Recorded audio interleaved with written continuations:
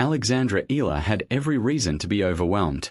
After 2 days of rain delays, pressure, unfinished business, and memories of a championship that had slipped through her hands before, the 21-year-old from the Philippines finally stood in Washington, D.C., holding the biggest trophy of her career. And the wildest part. Less than 24 hours earlier, the match looked like it might be heading in the exact opposite direction. Jessica Pegula had taken the opening set 6-4, the weather was refusing to cooperate, and once again Eala found herself trapped between opportunity and heartbreak. But when the final resumed on Monday at Rock Creek Park, what happened next completely changed the story. Eala flipped the match, won 10 of the 13 games played after the restart, blasted through the deciding set without dropping a game, and defeated world number 3 Pegula 4-6, 6-4, 6-0 to become the first player from the Philippines to win a WTA Tour-level singles title. Filipino flags were everywhere. The crowd was roaring. And suddenly, one of tennis's fastest rising stars wasn't just chasing history anymore. She had made it. The celebration came with a massive reward too. As champion of the WTA 500 event, Eala earned $252,000 in prize money, roughly 15 million Philippine pesos depending on the exchange rate, along with 500 ranking points and a projected jump to a career-high world number 20. But as big as that payday was, the money barely explained what this victory meant. This wasn't simply about winning a tournament. It was about finally finishing the job after experiencing the kind of heartbreak that can stay with an athlete for years. Back in 2025 at Eastbourne, Eala had been painfully close to a breakthrough. She reached the final and found herself with championship opportunities, only to watch the title disappear. That experience became part of her story. So when rain interrupted another championship match in Washington, there was an obvious question hanging over everything. Would the past come back to haunt her again? The Washington final had already been delayed for hours on Sunday before Pegula won the first set 6-4. Eala had moved ahead 2-1 in the second, when more rain forced officials to suspend the match until Monday. That meant another night of thinking, waiting, replaying possibilities, and trying not to let the pressure take over. Yet when Eala talked about the experience afterward, she sounded remarkably calm. Rain delays were nothing new to her. The stakes were obviously much higher this time, but she approached the situation like another problem to solve rather than a reason to panic. And once play restarted, that mindset showed up immediately. Eala didn't come back onto the court playing cautiously. She came back attacking. Her left-handed serve created problems. Her baseline game became more aggressive. She began controlling rallies instead of simply surviving them. Pegula, one of the most experienced and consistent players in women's tennis, suddenly couldn't stop the momentum from moving in Eala's direction. The Filipina closed out the second set 6-4 and then completely took over the third. 6 games. 6 for Eala. 0 for Pegula. The final set became one of those stretches where everything seems to click at exactly the right moment. Eala kept swinging freely, the crowd grew louder with every point, and Pegula struggled to find a way back into the match. By the final point, the comeback was complete. 4-6, 6-4, 6-0. And this wasn't some lucky week where the draw magically opened up. Look at who Eala had to beat just to reach that trophy. Her Washington run included victories over Olympic champion Zhang Qinwen, defending champion Leylah Fernandez, second seed Aryna Sabalenka, and 4-time Grand Slam champion Naomi Osaka. Osaka had entered the tournament after one of the biggest wins of the grasscourt season, beating Aryna Sabalenka at Wimbledon. Yet when Osaka and Eala met in Washington, Eala delivered another statement performance, winning 6-4, 6-2 and reaching the final. Think about that road for a second. An Olympic champion. A defending tournament champion. A former world number 3. A 4-time major champion. Then the world number 3 in the final. That's not sneaking through a tournament. That's earning a championship the hard way. And that's why this breakthrough feels so different. Eala had already shown flashes of what she could become. Her 2026 grasscourt season pushed her further into the spotlight. She won in Birmingham, reached the semifinals in Berlin, and then produced her best Grand Slam performance at Wimbledon, becoming the first Filipino player in the Open era to reach the second week of a singles major. Her centre court victory over defending champion Iga Swiatek was one of the moments that made the tennis world pay attention. Washington took that momentum and turned it into something tangible, a WTA trophy.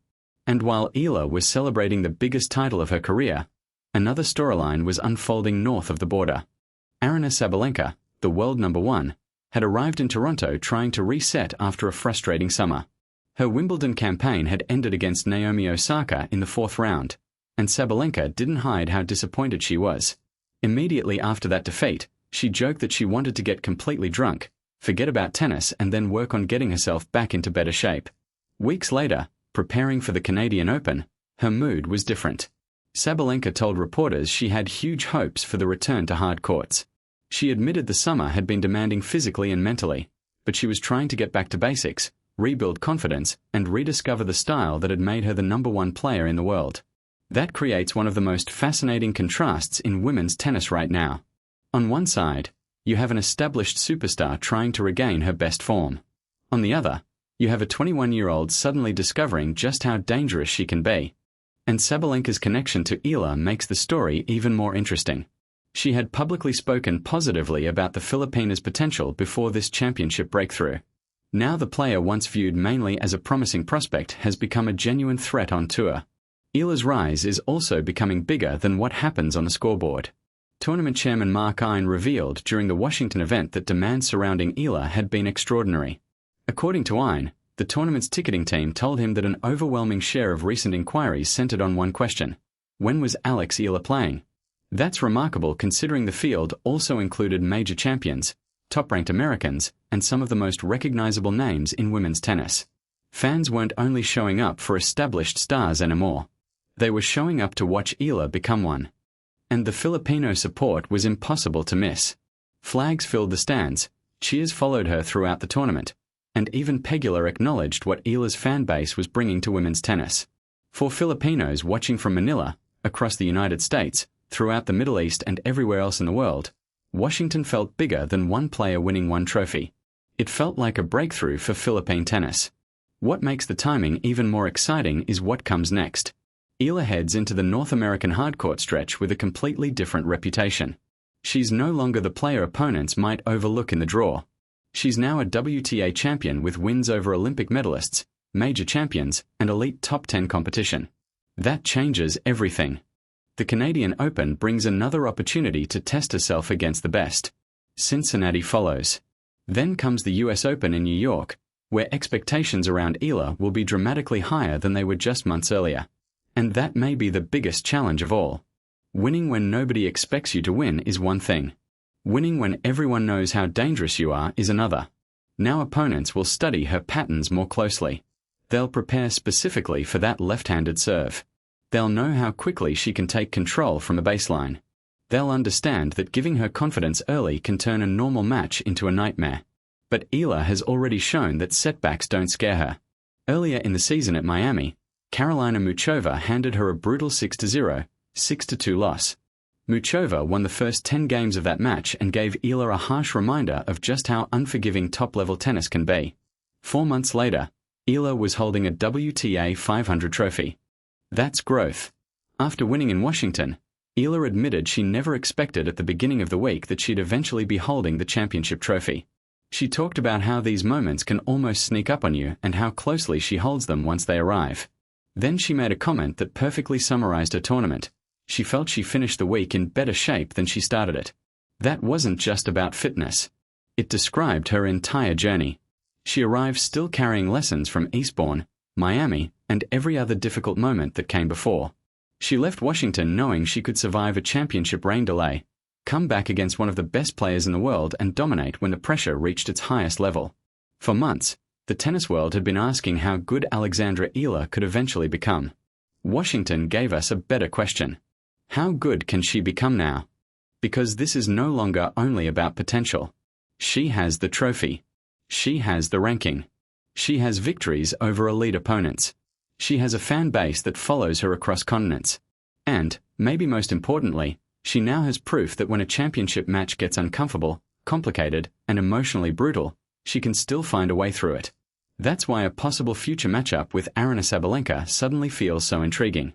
Sabalenka brings experience, raw power, for Grand Slam singles titles and the confidence that comes with being world #1. Eala brings momentum, fearlessness, a tricky left-handed game and the belief that comes from surviving the toughest week of her professional career. If they meet, does Sabalenka remind everyone why she's sitting at the top of women's tennis?